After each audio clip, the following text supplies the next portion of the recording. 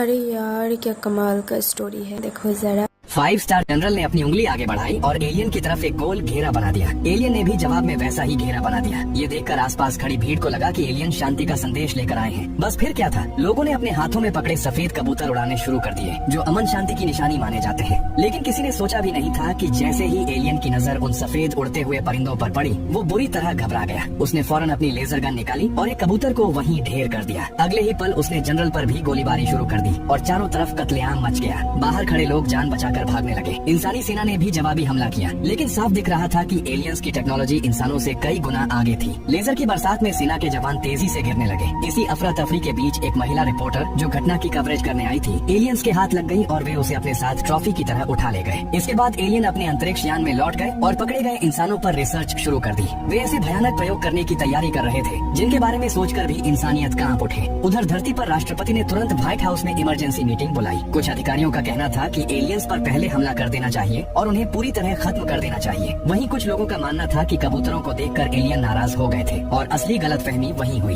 लंबी बहस के बाद राष्ट्रपति ने एलियंस को माफीनामा भेज दिया। उसमें लिखा था कि इंसान उनकी भावनाएं नहीं समझ पाए और उम्मीद है कि दोनों पक्ष किसी और दिन दोबारा मुलाकात कर सकेंगे। लेकिन इंसानों को क्या पता था कि जैसे ही एलियंस को वो संदेश मिला, वे हंस हंस कर लौटपोट हो गए। वे धरती वालों की बेवकूफी का मजाक उड़ाने लगे। फिर उन्होंने जवाब भेजा कि वे कॉन्फ्रेंस में आकर खुद माफी स्वीकार करेंगे। भोले भाले राष्ट्रपति ने उनकी बात पर यकीन कर लिया।